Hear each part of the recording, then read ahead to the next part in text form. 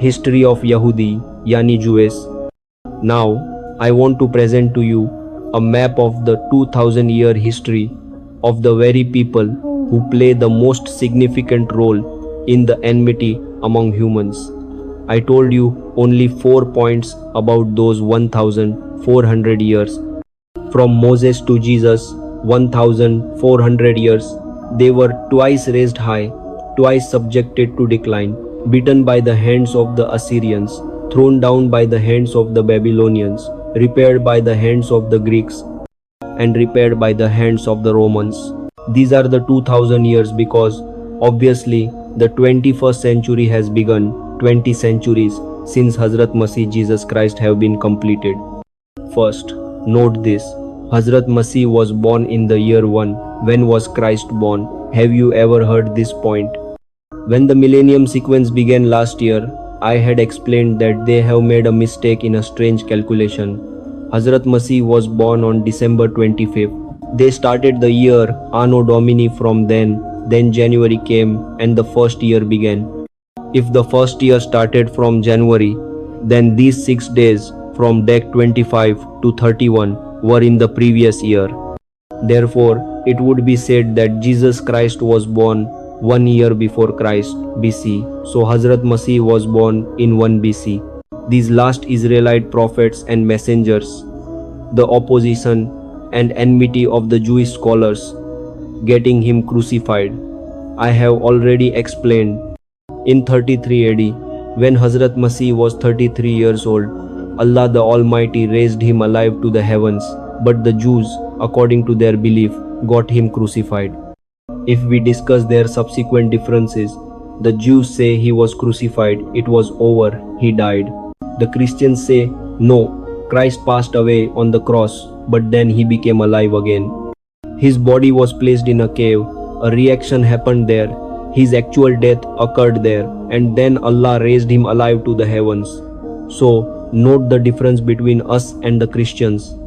This matter is common between us, that Hazrat Masih was raised alive to the heavens. What is the difference?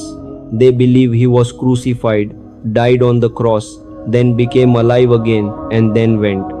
We believe, no, they did not kill him, nor did they crucify him, but Allah raised him up. Then, there is another point of agreement between us and the Christians, the second coming of Jesus. Hazrat Masih will come again. This is the belief of both Christians and us. So, as I stated, at that time, they had become deserving of a terrible supreme punishment, but Allah extended their term. However, a worldly punishment, a scourge from Allah, was inflicted upon them at that very time. Their worldly punishment was not postponed until the afterlife.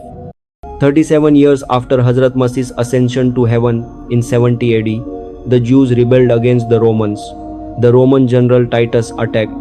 1,333,000 Jews were killed in a single day in Jerusalem, and the Temple of Solomon was demolished. That temple had been destroyed before. During that 1400-year period, Nebuchadnezzar had destroyed it. But then, 150 years later, they rebuilt it again, which is why it is called the Second Temple. The first temple, built by Hazrat Solomon, was destroyed by Nebuchadnezzar in 587 BC. Then they rebuilt it 150 years later. That is part of the history I did not detail for you. What happened was, in 70 AD, it was destroyed. It lies in ruins to this day. Number 2, it was decreed, O Jews, get out of this land Palestine. You cannot live here. Consequently, they dispersed wherever they could. They went to Europe, came to Asia, came to Arabia. Those 3 tribes I mentioned, Banu Kainuka, Banu Nadir, and Banu Quraiza, came and settled in Medina. They dispersed wherever they could, to Africa, to India. This is called the diaspora. Please note this. This is our period of dispersion, Dure-Inteshar, while our original homeland is Palestine. The abode of Hazrat Ibrahim, Hazrat Ishaq, Hazrat Yaqub, Palestine, is our original estate. It is our ancestral land.